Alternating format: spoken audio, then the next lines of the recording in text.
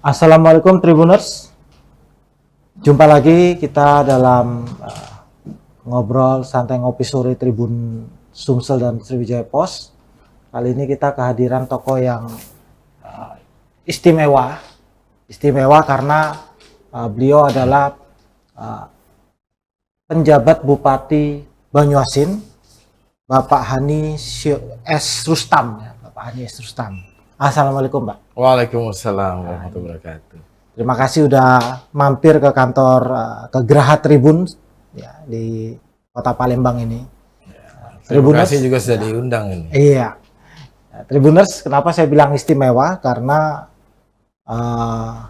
Pak Hani memimpin wilayah kabupaten ya, yang secara geografis mengepung Kota Palembang ya. Hampir sekian persen perbatasan Kota Palembang itu dengan wilayah Kabupaten Banyuasin. Jadi, lokasinya sangat strategis, Pak. Ya. Dan menarik untuk kita ingin tahu apa yang akan Bapak programkan untuk Banyuasin ke depan ini. Ya, setidaknya sampai setahun ke depan ya. Tapi sebelum itu kita mau lebih mengenal dulu nih, Pak. Ya. Karena Pak Bupati ini datang dari Jakarta, tapi bukan orang Jakarta. Kita orang sini juga, ya kan? Wong gitu galo. Wong gitu galo. Ya, mungkin Pak Bupati bisa menceritakan supaya audiens Tribuners nih bisa lebih mengenal siapa, bagaimana perjalanan hidup Pak Hani S. Rustam ini ya. Latar belakangnya, masa kecilnya yang kami dengar, kami baca di Palembang juga. Iya. Coba mungkin bisa diceritakan. Halo Tribuners, ini senang hari ini kami diundang oleh tim podcastnya Tribun. Terima kasih berikan kesempatan untuk berdialog maupun mengenalkan berbagai rencana ke depan di Kabupaten Banyuasin. Tadi saya ada pertanyaan, saya ini orang mana kan gitu. Saya lahir di Kota Palembang dan besar di Kota Palembang. Saya lahir di Kota Palembang, persis di sebelah rumah Pangdam, pakaian saya. Orang tua saya berasal dari Kabupaten Musi Banyuasin. Itu untuk bapak, kalau mama almarhum dari Kabupaten Lahat. Jadi Wong Sumsel. Wong Sumsel. Nah, kalau Wong Palembang berarti mama papa dari Palembang juga. Ternyata bukan. Jadi SD kami bersekolah di SD Safius 4 Bukit Kecil. SMP di SMP Safius 1 Kamboja. SMA di SMA Safius 1 Bangau. Dan kuliah di Fakultas Hukum Universitas Sriwijaya. Sampai menyelesaikan kuliah. Baru setelah itu kami ke Bandung, menyusul papa dan mama tinggal di Bandung, kemudian berkarir sebagai pengacara di Bandung dan di Jakarta, hingga kami menjadi pegawai negeri sipil di tahun 98 dan diterima di Kementerian Dalam Negeri. Jadi mulai dari kecil mainnya di Palembang ini lah, Pak. Jadi besar-besarnya di Palembang. Masih ingat, Pak, jalan-jalan di Palembang? Masih ya, sampai SMA. Jalan Sudirman, Jalan Merdeka, Jalan Veteran, Lorong Kulit, macam-macam lah ingat. Paham betul. Paham betul ya. Paham kami di Kamboja, jalan tembusnya dan sebagainya, paham. Ya. Paham persis. Dulunya apa ya, Palembang Square ya, PS ya. Dulu kan itu kata budaya Sriwijaya, atau dulu dikenal dengan Taman Ria. Ada Taman Ria dulu sana. Tempat kayak main dulu, karena dulu bapak kami tinggal di komplek kampus. Jadi banyak di sekitar itu. Sekarang jadi mall, jadi hotel Arya Duta. Itu tempat main dulu. Ada lapangan bola kan di sana. Ada sport hall yang jadi apa itu, mall baru ya di sana. Jadi ya saya besar dan mulai dari kecil sampai kuliah di Palembang. Jadi memang di dalam awal-awal pemberitaan bahwa kami bukan orang putra daerah, mungkin pada kesempatan ini kami ingin kembali menyampaikan informasi yang berimbang lah bahwa saya lahir di Palembang, sampai misalkan kuliah di Palembang, orang tua juga berasal dari wilayah Sumatera Selatan. Jadi sesungguhnya kami asli wong Sumatera Selatan. Wong Sumatera Selatan. Yang berkarirnya yang lama di ibu kota Jakarta. Betul. Nah, itu ceritanya. Ini tadi sudah diceritakan sampai akhirnya menjadi PNS ya. Iya. Nah, dari situ sebelum akhirnya menjadi orang nomor 1 di pemerintahan Kabupaten Banyuasin, apa sih selama menjadi PNS itu bagaimana ceritanya? Saya dulu awalnya sangat mencintai pekerjaan sebagai pengacara. Karena yang pertama tidak terikat waktu, yang kedua kita bantu orang lain. Ada beberapa yang anak cerai ini kita damaikan tidak jadi cerai. Itu sisi aspek persisian di keluarga. Banyak hal lain yang seperti itu. Kemudian karena permintaan orang tua pada waktu itu mama almarhum, sudahlah nak, nih kita bahasa Palembang be yo. Sudahlah nak, kamu nih pengacara balik dini hari, pergi pagi hari. Kapan kau nak nyengok anak kau ini? Udah waktu itu kami baru punya anak 1. Kapan, kasihan dia nih. Jangan-jangan kaget sampai berkelakar tuh. Jangan-jangan kaget manggilnya itu manggil om karena jarang ketemu. Kayak itulah. Jadi dengan dasar karena saya tahu persis surga mu berada pada dua orang tuamu, terutamanya pada ibumu. Jadi itu saya pegang betul, dan saya yakin saya pun hari ini diamanahkan oleh Pak Presiden melalui Bapak Menteri Dalam Negeri sebagai PJ Bupati Banyuasin, tentu karena doa dari almarhum ibu dan bapak saya. Mungkin kalau tempoh hari saya mau menolak permintaan mama sebagai PNS, mungkin saya tidak ketemu di sini, kita berdialog terkait dengan PJ Bupati Banyuasin dan kebijakannya ke depan. Jadi setelah masuk, kami banyak berkarir di Kemendagri, banyak berkarir di Direktorat Jenderal Bina Keuangan Daerah. Itu belasan tahun, hitungan saya hampir 14 tahun. Kemudian kami banyak melakukan, ditempatkan di berbagai Direktorat Jenderal. Di Direktorat Jenderal awalnya kami berkarir di Puwot, kemudian di Jen Keuangan Daerah, itu di Jen Puwot ya. Sekarang sudah bubar dan menjadi Dijen Oda. Kemudian di Jen Keuangan Daerah, kembali ke Dijen Oda, kemudian ke Direktorat Jenderal Bina Administrasi Kewilayahan, kemudian kami ke Sekretariat Jenderal, terakhir posisi kami sebagai sekretaris Dirjen Dukcapil Kementerian Dalam Negeri.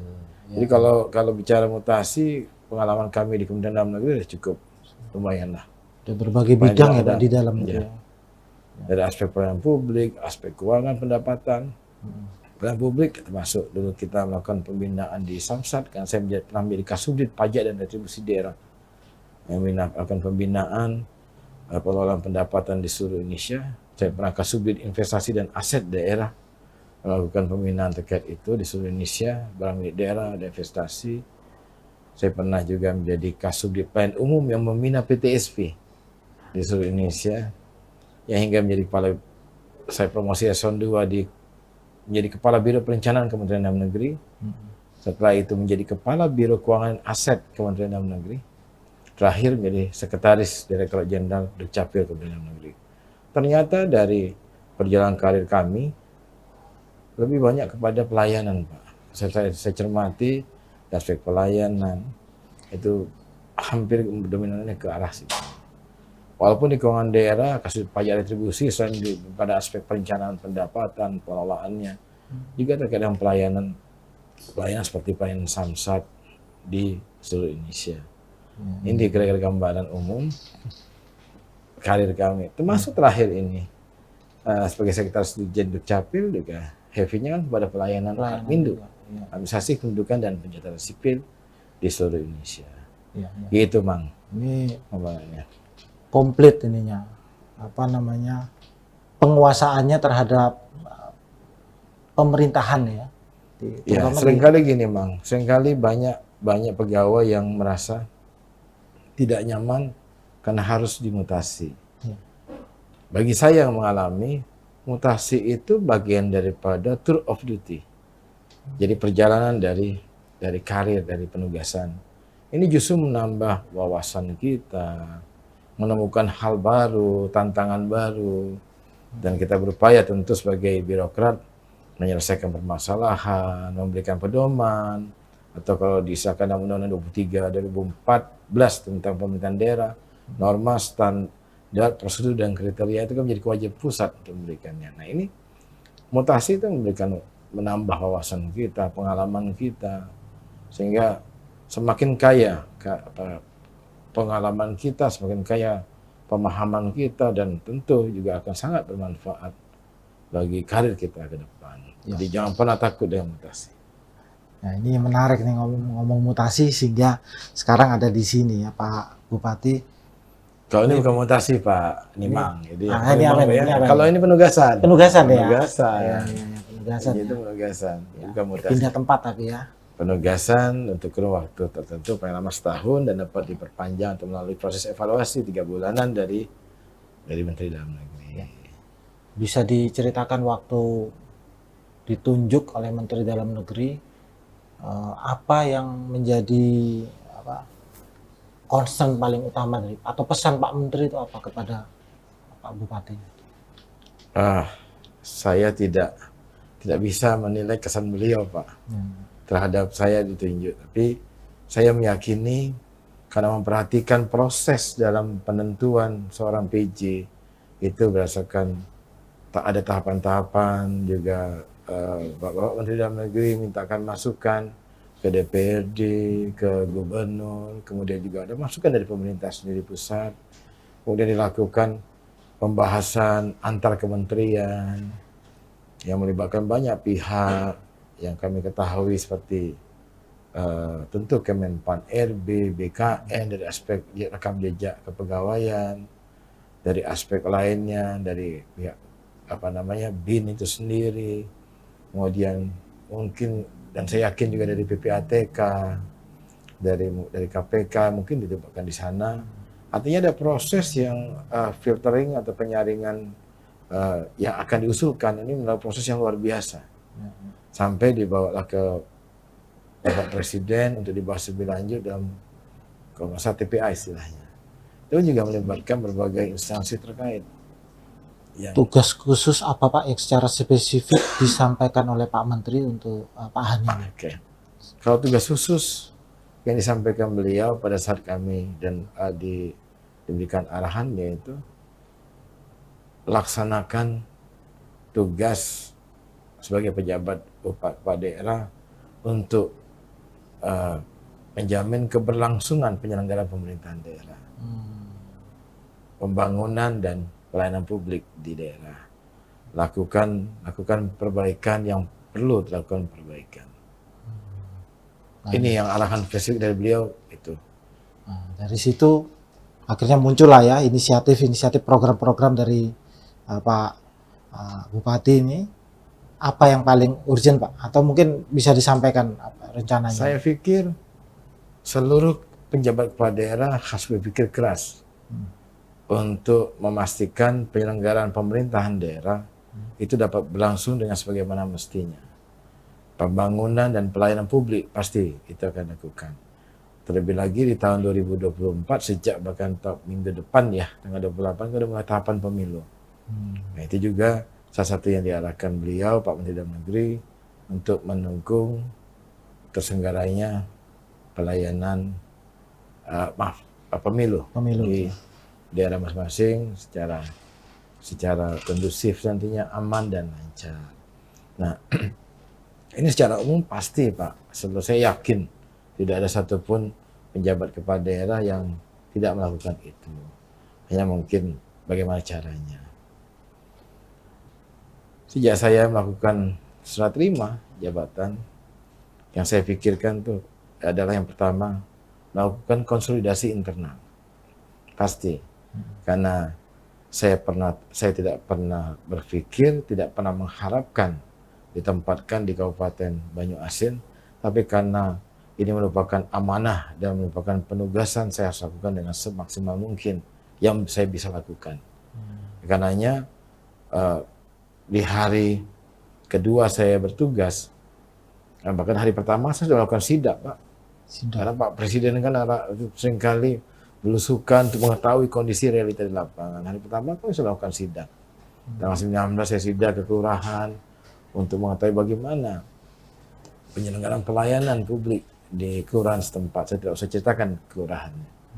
Kemudian besoknya saya langsung melakukan rapat dengan seluruh OPD untuk memberikan beberapa arahan utama dalam penyelenggaraan pemerintahan. Tentu yang pertama, suksesnya penyelenggaraan pemerintahan daerah itu bukan karena seorang kepala daerah atau penjabat kepala daerah, tapi ini merupakan partisipasi atau kontribusi seluruh jajaran perangkat daerah. Pasti itu dilakukan. Karenanya saya mau menyampaikan agar semua kepala OPD dan jajaran mendukung kami sebagai pejabat kepala daerah.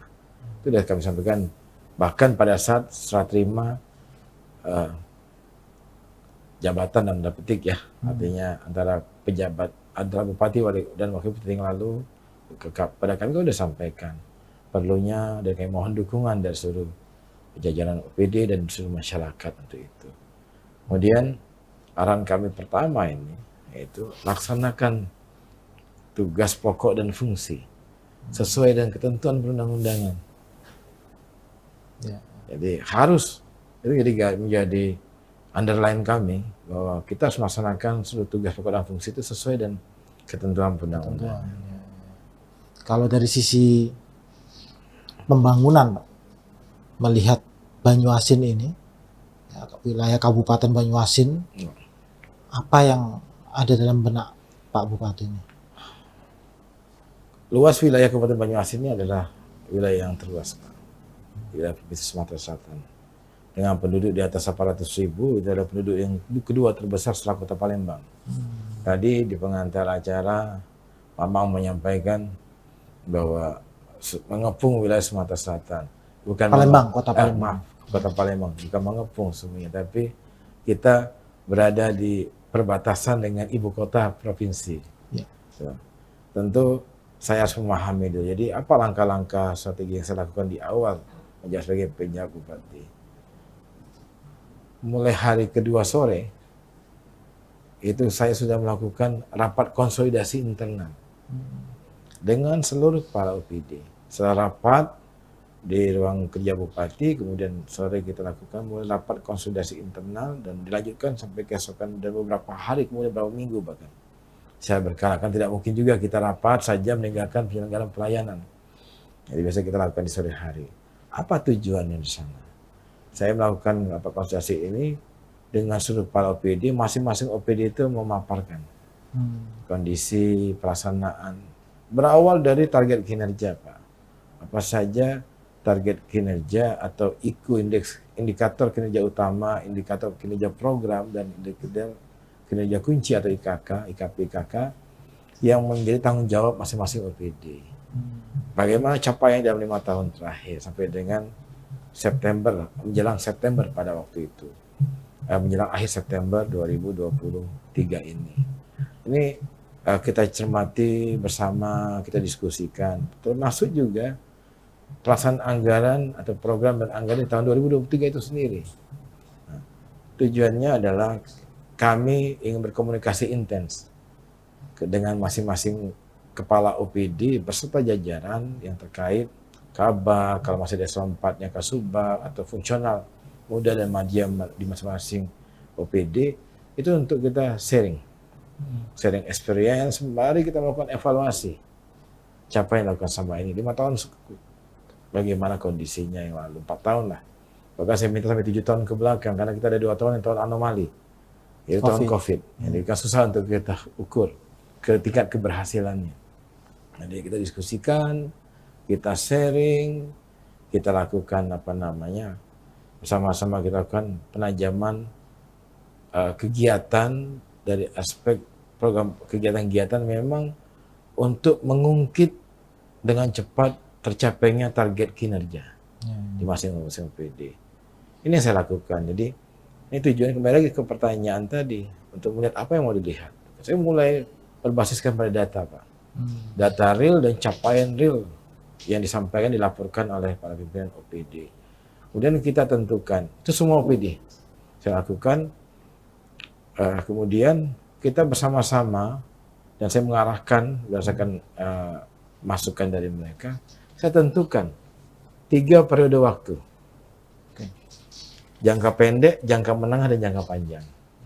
Kenapa saya sampaikan seperti itu? Tapi jangka panjang ini sebetulnya jangka pendeknya secara umum. Jangka menengah bahkan secara umum. Tapi karena mengingat penjabat bupati atau penjabat kepala daerah ini, kami 18 September, untuk setahun ke depan, namun dapat dievaluasi setiap saat dan paling tidak setahun atau dapat diperpanjang untuk selanjutnya. Nah, dengan dasar itu yang kami bagi priorisasi. Jangka pendek ini kami batasi sampai dengan tanggal 18 Desember 2023. Kenapa 18? Karena itu periode 90 hari kami bertugas sebagai PJ. Jadi singkat sekali sebetulnya Pak Amang posisi ini. Tapi ini buat saya penting karena pada saat itu saya juga harus melaporkan secara rutin kepada Bapak Menteri Dalam Negeri terkait dengan apa yang sudah dilakukan, capaian-capaian dan sebagainya. Sampai dengan 3 bulan pertama. Karena 3 bulan kita lakukan, kita melaporkan dan kita memaparkan dan itu jadi bagian suatu bentuk evaluasi dari pemerintah pusat kepada seluruh PJ, kepala daerah. Itu yang batasnya menjadi program jangka pendek dan saya istilahkan dengan quick win. Quick win. Quick win. Biasanya 100 hari kalau kita periode yang lalu Pak SBY itu biasanya quick win 100 hari. 90 hari aja. Ini kita ya? minta 90 hari. Nah, kemudian ini berdasarkan sharing experience tadi kita diskusi bersama. Tapi saya tentu meminta bukan kegiatan rutin. Kalau rutin kan pasti akan melalui proses dan mungkin tinggal di ujung dia akan tercapai. Sebagai contoh misalnya, jadi aspek perizinan yang sebelumnya belum ada yang elektronifikasi secara benar-benar elektronifikasi. Jadi saya mintakan, coba mampu nggak kalian mengelektronifikasi permohonan perizinan bangunan gedung atau IMB saya dulu. Jadi masyarakat tidak perlu datang ke kantor lagi, cukup memohonkan melalui aplikasi, mengupload data terkait melalui aplikasi, nanti dilakukan pencermatan data dan administrasi oleh DPMP-TSP, nanti ada notifikasi kembali untuk beberapa tahapan selanjutnya. Memang tidak sepenuhnya kalau notifikasikan dengan IMB dan dalam petik ini, itu nanti akan tidak ada sentuhan sama sekali. Fisik pasti, karena pada saat mengukur di lokasi pasti akan ketemu. Tapi paling tidak ini sudah membatasi pertemuan fisik antara pemohon dengan petugas. Nah, ini juga kan dalam aspek untuk mengatasi selain percepatan dan peningkatan kualitas layanan juga menghindari hal-hal yang tidak kita inginkan bersama. Seperti misalnya pungli. Sisi lain, masyarakat sudah terbantu di sisi waktu. Kalau mengurus izin ke kantor, perizinan terdekat kan butuh waktu, butuh biaya. Nah ini kita coba untuk melakukan perbaikan dan ini sedang dalam tahapan proses finalisasi. Ini sebagai contoh. Itu output dari pelayanan. Kapan mulai ini IMB sistemnya online ini berarti? Ini kita targetkan sampai dengan tanggal 18 Desember ini. 18 Desember ya. Masih ada waktu. Pengurusan IMB dilakukan lewat ini target yang kita rencanakan dan sudah disetujui oleh Kepala Dinas PMPTSP. Ini diantaranya. Jadi mulai perspektif luas wilayah, kita coba bantu masyarakat tanpa harus datang jauh-jauh, harus ke Pangkalan Balai misalnya, dari Betung, untuk cukup melalui aplikasi. Mudah-mudahan. Oh, aplikasi nanti bentuknya Pak ya? Aplikasi permohonan. Ini salah satu melihat tadi dari perspektif luas wilayah tadi, kemudian melihatnya sebagaimana. Jadi dalam pertemuan-pertemuan dengan seluruh kepala OPD, saya berkomunikasi intens, kita berdiskusi, di sanalah saya sama-sama, terus terang saja kita sama-sama belajar.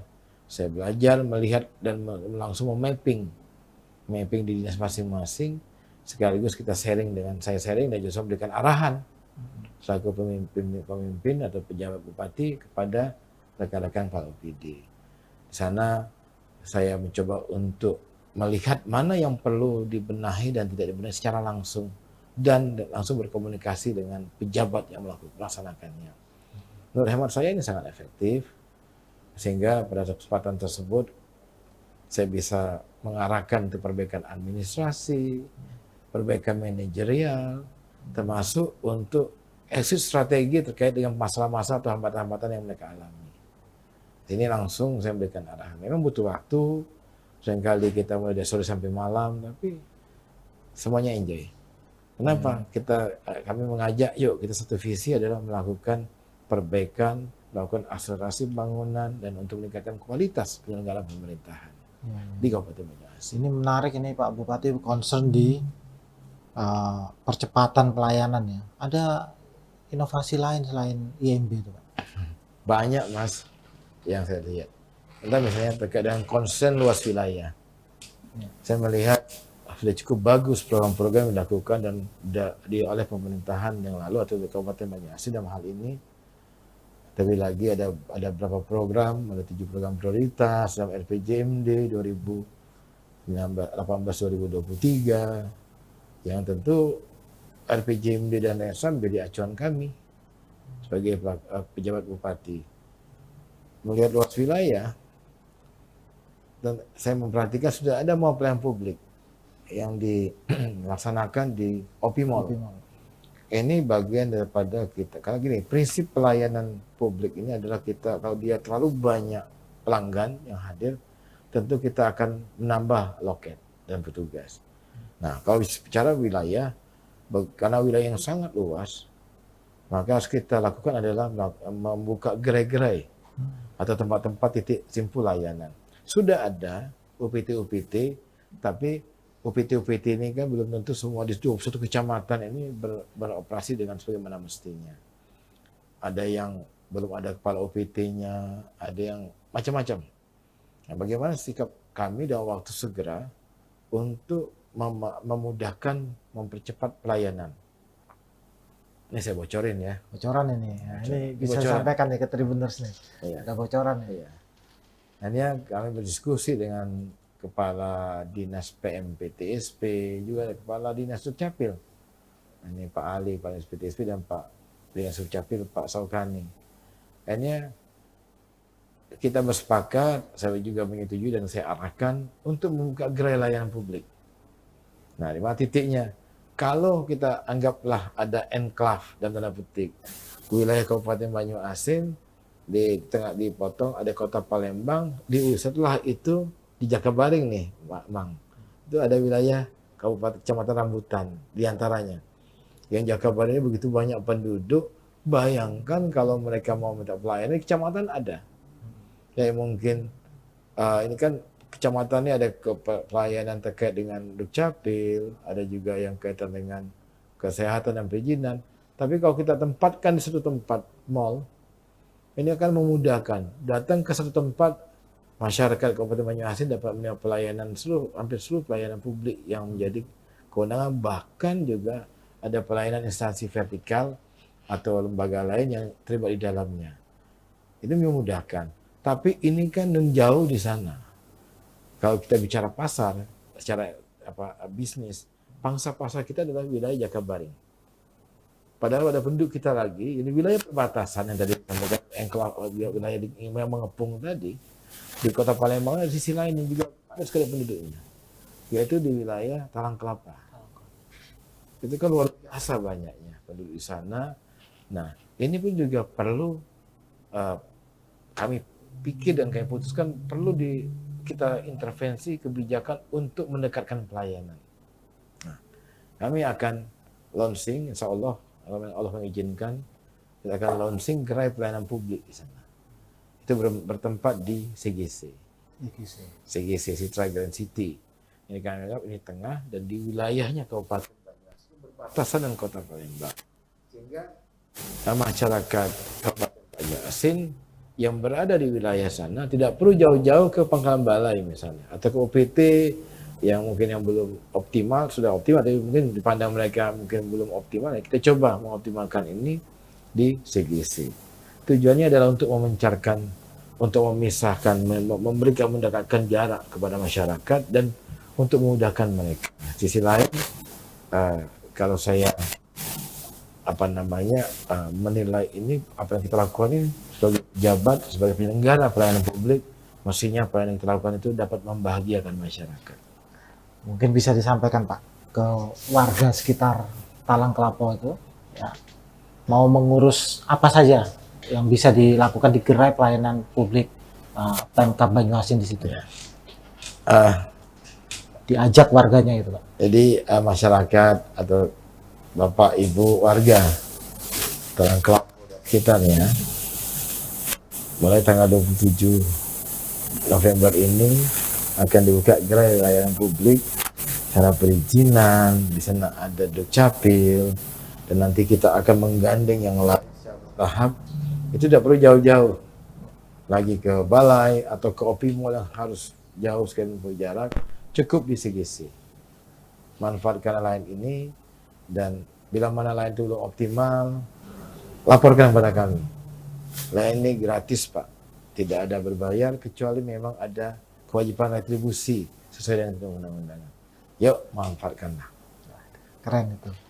Jadi akan ada bertambah satu lagi ya selain di Iya, Opimol. jadi ada 3 titik Pak, ada di Opimol. Kalau saya istilahkan itu wilayah timur, wilayah tengah, dan wilayah barat ini ya kita bagi. Ada di Opimol, ada di CGC, dan satunya ada di Pangkalan Balai.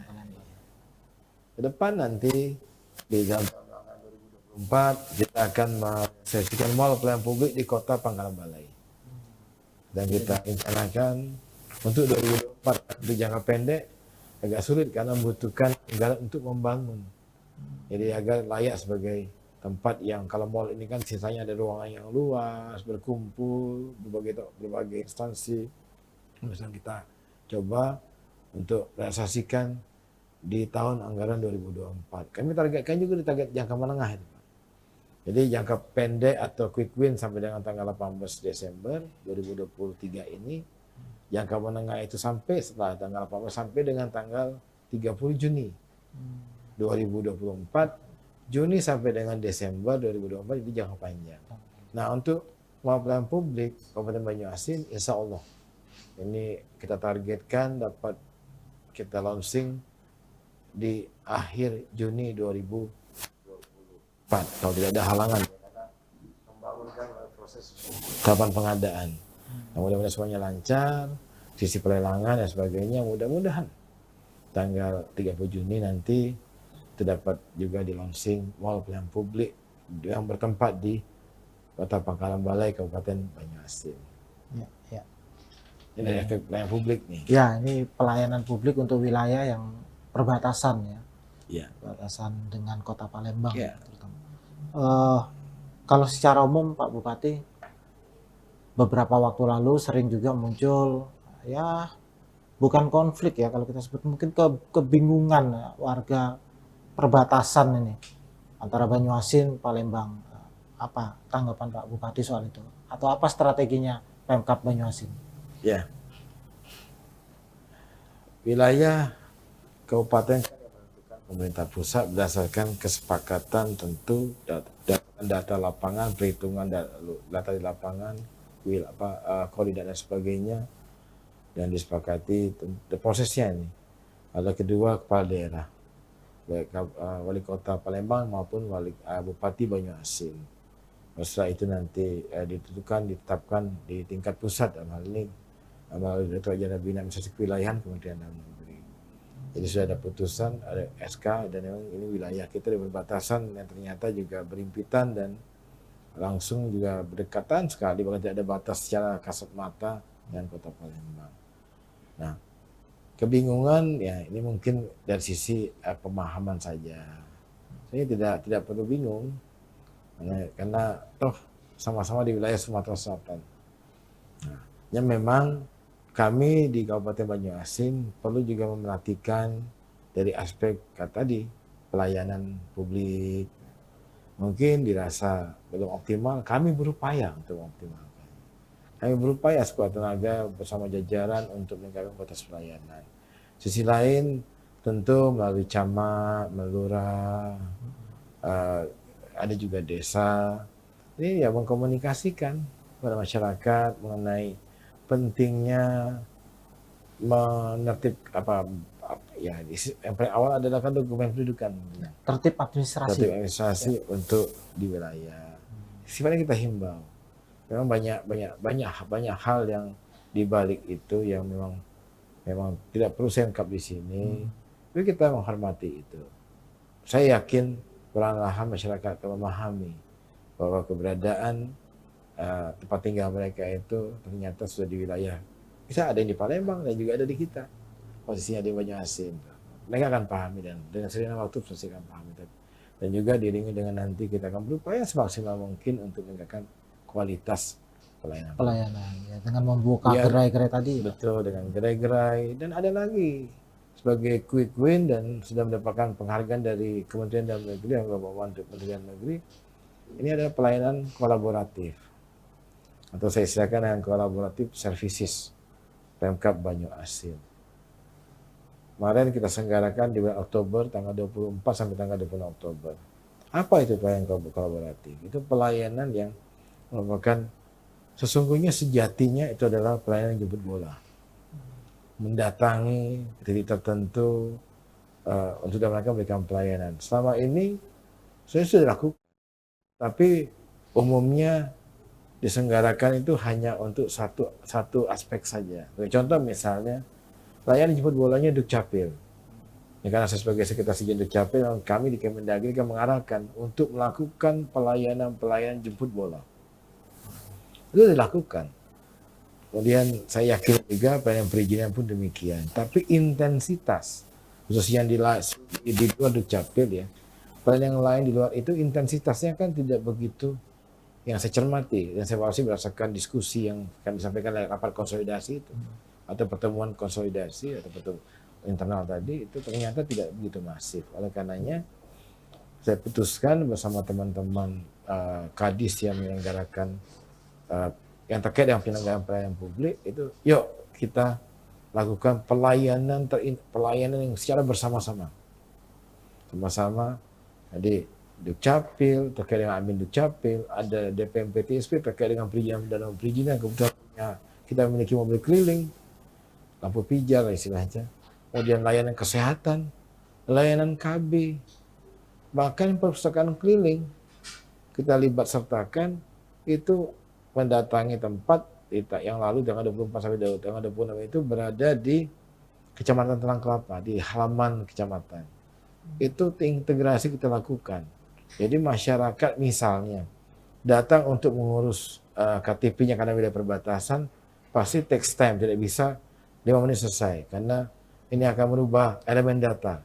Harus melalui nanti sistem di pusat, di Kementerian Dalam Negeri siap nanti akan dilakukan pengolahan data by system. Masih butuh waktu. Kebetulan Bapak atau Ibu yang mengurus KTP tadi, warga kami bawa anak. Nah, anaknya tentu akan rewel kalau tidak ada aktivitas. Nah, disitulah kami bawa mobil perusahaan keliling, anak-anak bisa membaca di sana. Sekaligus ini menyasar pada meningkatnya minat baca di Kabupaten Banyuasin. Jadi inilah yang kami istilahkan kolaboratif. Di sisi lain, mungkin saja ada keluarga yang datang karena suami istri mungkin bawa anak, kebetulan ibunya ini sudah waktunya untuk berkabi. Ada mobil KB keliling Pak yang bawa di sana. Banyak yang masang implan, IUD dan sebagainya itu lakukan. Yang suntik itu lakukan pada saat menunggu. Saya menunggu dia manfaatkan dan itu gratis. Karena kan kita ada universal health coverage ya. Oke. Kemudian ada yang perizinan. Lakukan di sana, lakukan perizinan.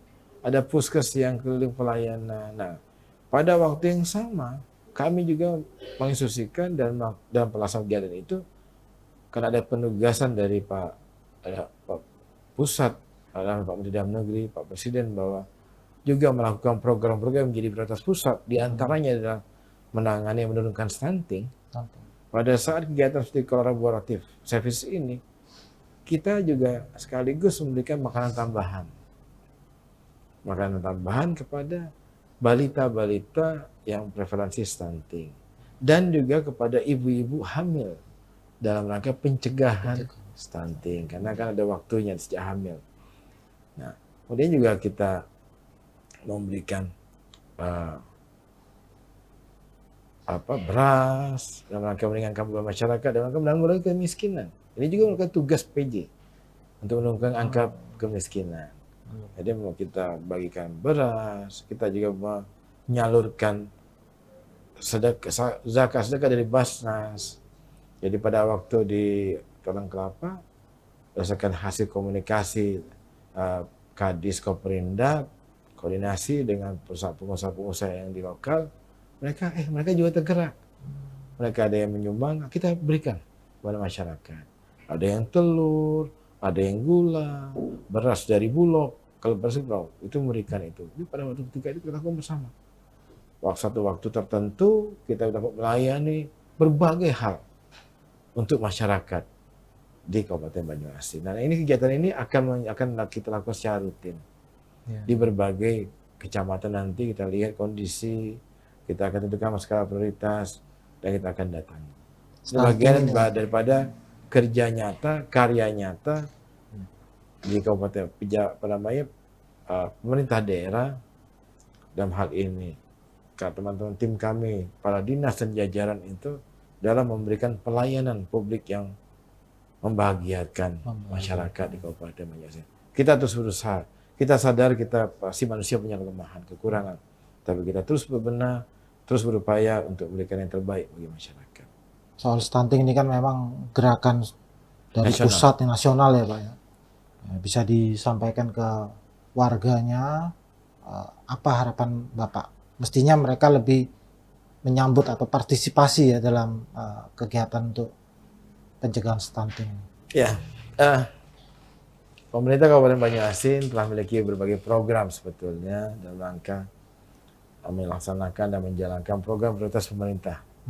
Itu adalah untuk menurunkan angka stunting di wilayah Kabupaten Banyuasin melalui dinas kesehatan, diantaranya dinas KB juga kita ada.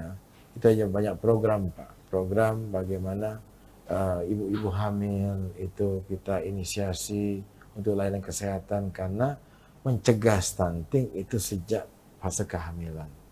Itu kita mintakan, lalu kita gerakkan, kita optimalkan layanan posyandu di berbagai kelurahan desa untuk memeriksa kehamilan secara rutin dan gratis. Ini bagian daripada kita ada PLKB, ada juga petugas-petugas kesehatan yang memang kita mintakan untuk itu. Kemudian di sisi lain kita secara berkala ada program untuk memberikan makanan tambahan dalam rangka untuk mengatasi hal tersebut. Manfaatkanlah ibu bapak wilayah penyangga wilayah Kabupaten Banyuasin, puskesmas maupun posyandu setempat untuk memeriksa kehamilan. Yuk kita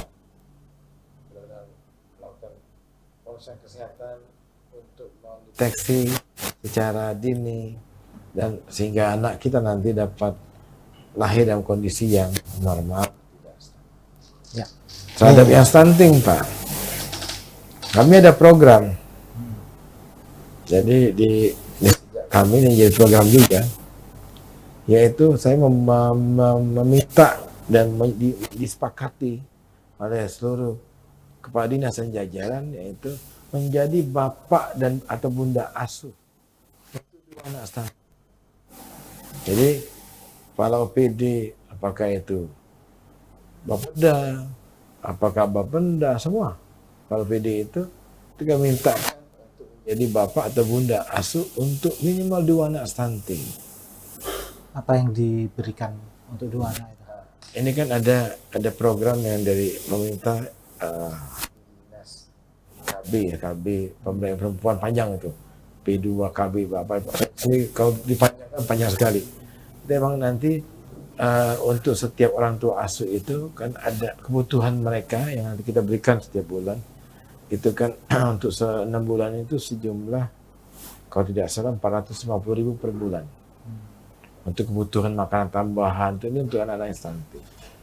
450.000 sebulan atau 900.000 kalau dua anak stunting sebulan. Ya. Kemudian ini kan untuk fase 6 bulan ke depan.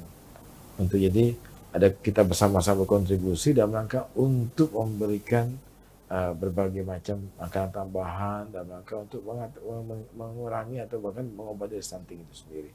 Ini kemudian jadi dengan demikian kan dari 6 bulan nanti akan masuk ke rekening khusus tertentu yang dikelola oleh dinas PPKB itu, nanti ini akan disalurkan. Seperti itu. Untuk hemat kami tidak berat. Bayangkan misalnya satu OPD itu hanya katakan ada 60 personil, kalau 450.000 kan hanya berapa Pak? Dan itu saya mintakan kesepakatan. Kalau mereka tidak sepakat tidak masalah. Ternyata dari rapat-rapat mereka bersepakat. Yuk, intinya apa? Kami pemerintah Kabupaten Banjarmasin sangat aware dengan stunting, bahkan pejabat dan pegawai pun ikut berkontribusi sama-sama untuk dalam rangka mengatasi stunting. Bahu membahu, guyup kita bersama untuk mengatasi stunting. Ini satu program juga Pak. Bersama kita pasti bisa. Keren. Ini terakhir Pak, bagian terakhir kami tadi kita sudah membahas soal kependudukan ya, pelayanan publik, lalu sempat disinggung soal stunting. Nah ini memang menarik karena kita ini tahun politik Pak. Bukan sebelum ya, beberapa waktu lalu sempat dipanggil lagi istana. nih, kalau boleh sebelum. Oh boleh, silakan Pak. Jadi di aspek lain juga kami sebagai PJ Bupati, juga PJ Kepala Daerah bahkan, PJ Pak. itu juga tentu harus melaksanakan program untuk pengendalian inflasi. Pengendalian inflasi.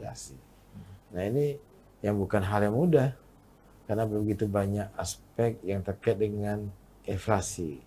Tapi paling tidak kami harus lakukan kerja nyata untuk mengatasi itu. Sebagai contoh, ini sudah dirasakan di berbagai daerah di Indonesia, adanya kenaikan cabai. Ya. Cukup signifikan kenaikannya. Bahkan Kabupaten Banjarmasin pernah dalam 2 minggu terakhir itu termasuk daerah yang dengan harga kenaikan cabai tertinggi. Jadi oleh karenanya, bagaimana upaya kami untuk itu diketahui masyarakat dan publik, kita melakukan pasar murah secara berkala. Bahkan ke depan ini kita rencanakan bisa memungkinkan 2 kali seminggu Pak. 2 kali seminggu. Jadi kita lakukan intervensi pasar, ini juga arahan dari Pak Mendagri. Operasi pasar. Kita operasi pasar, intervensi pasar. Itu kita akan lakukan. Nanti di sana kita akan menjual beras dengan minyak dengan harga yang murah. 69.000 minyak dari Bulog, karena ada program pemerintah, dan juga beras. Itu hanya 65.000 Pak. Beras 5 kg dengan minyak 1 liter. Minyak goreng. Itu murah sekali dengan kondisi yang ada. Kemudian dalam rangka mengintervensi harga cabai yang menjulang tinggi, ini sudah 2 minggu terakhir kita melakukan intervensi. Kita kerjasama dengan menggunakan CSR atau partisipasi dari pihak pengusaha yang mau, Pak. Yang nggak mau kita nggak paksakan. Kita beli, kita borong cabai yang ada di pasar yang bersangkutan, contoh Paksa Mangambala, kita beli dan kita jual harga murah. Separuh harga. Separuh harga. Dari harga sekarang. Dari harga standar. Itu di bawah 50.000. Iya. Di bawah 40.000. Harga 80 kita jual 40.000. 40.000. Tapi kita lihat kondisi harga ya. Ya. Tujuan sekali lagi adalah untuk meringankan beban masyarakat terhadap gejolak harga.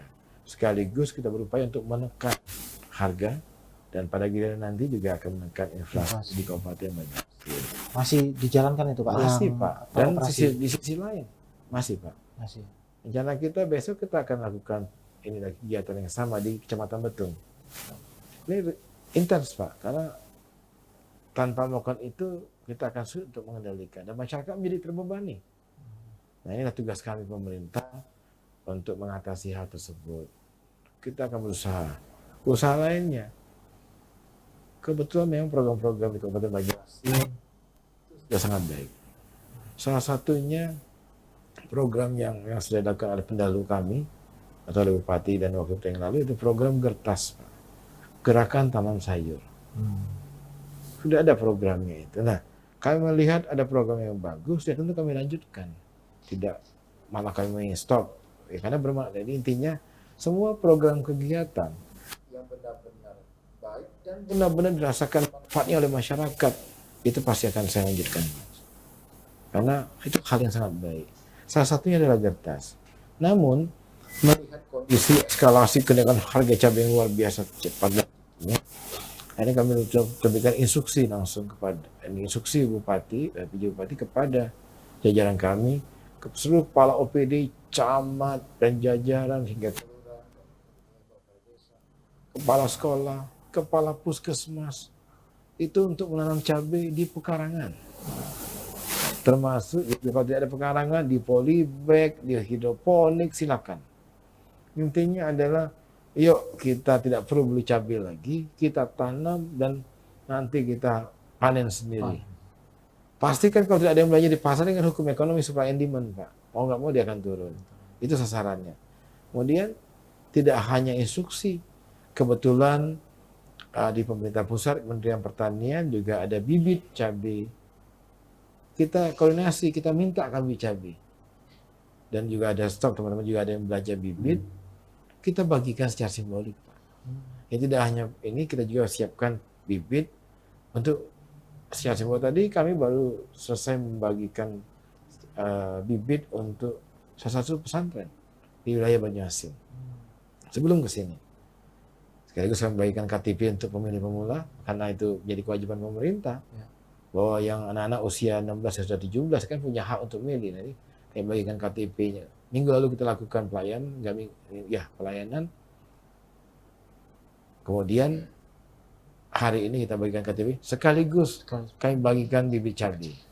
Tidak hanya kepada pesantren yang bersangkutan, pimpinan pondok pesantren, tapi juga kepada kades setempat, ada puskes di sana dengan kepala puskes setempat, kita bagikan. Dan kelompok masyarakat setempat. Dan di sana kita bagikan. Jadi ini bagian program atau kerja nyata kami yang kami upayakan mudah-mudahan dapat bermanfaat dan dapat berkontribusi untuk menurunkan harga cabai, menurunkan inflasi daerah. inflasi ya. Itu Bang. Ya. Berapa? Cabai. Banyak lain yang lain. Yang Palembang kalau nggak makan cabai kan kurang itu Pak. Oh, Ya Sumsel kan, ini kan. cukup ya kan pakai cabai. Ayo ke cabai. Kalau kan juga kurang pedas tunjuk cabai lagi kan. Iya, iya.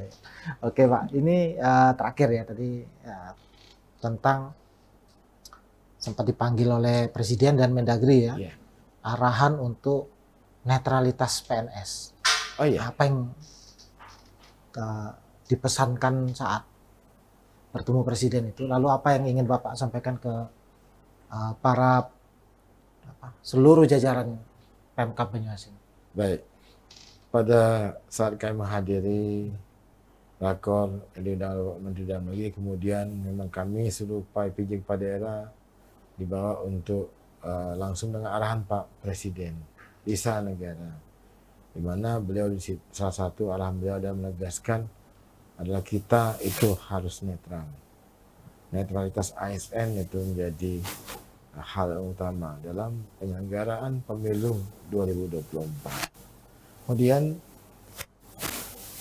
akhir minggu lalu kami juga menghadiri undangan Bapak Menteri Dalam Negeri juga terkait dengan arahan kepada seluruh PJ pada daerah.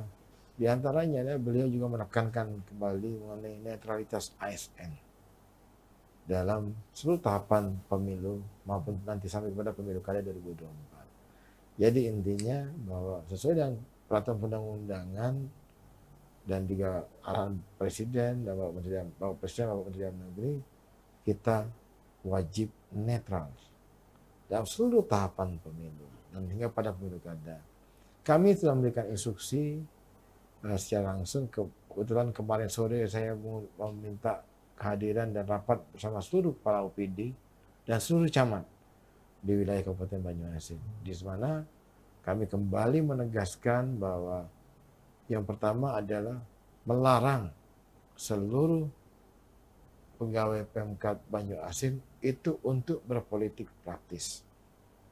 Yang kedua, ya tentu terkait dengan netralitas ASN. Yang ketiga, kami sampaikan mengenai sanksi-sanksi yang akan dihadapi ketika kita berpolitik praktis atau tidak netral dalam setiap tahapan pemilu. Yang sudah kami sampaikan, sekali lagi pada kesempatan ini saya ingin menegaskan kepada seluruh kepala perangkat daerah, seluruh pegawai di lingkungan Pemkab Banyuasin, Anda harus netral. Kita harus netral. Dan yuk kita melaksanakan tugas sesuai dengan ketentuan, utamanya terkait dengan tahapan pemilu atau tahun politik 2024. Sekali lagi saya tegaskan, ASN wajib netral. Jangan melakukan hal-hal yang berkaitan tidak netral, karena kita dilarang oleh undang-undangan dan ada sanksi yang nanti akan terkena oleh kita kalau melanggar atau melakukan hal-hal yang tidak netral atau bahkan berpolitik praktis. Ini himbauan saya dan saya yakin kita semua akan mematuhi itu. Demikian Tribuners, rasanya arahan atau himbauan Pak Bupati tadi sekaligus menutup acara kita hari ini. Untuk para ASN, Anda harus netral. Pak Bupati bilang tadi, kita harus netral. Assalamualaikum, salam Tribun. Sampai jumpa di podcast kita. Ada satu lagi. Oh, ada lagi. Kalau boleh. Boleh. Jangan lupa tanggal 4 Tribuners, tanggal 14 Februari 2024 tidak hanya hari Valentine, tapi juga itu adalah hari pesta demokrasi kita. Jangan lupa ikut memilih, menentukan pilihan berdasarkan azas langsung, umum, bebas, dan rahasia. Kita pilih pemimpin negara ini, wakil rakyat kita, pemimpin di DPR, wakil rakyat di DPR kita, itu yang terbaik sesuai dengan azas luber. Terima kasih. Terima kasih. Sampai jumpa pada kesempatan berikutnya. Assalamualaikum warahmatullahi wabarakatuh. Waalaikumsalam warahmatullahi wabarakatuh.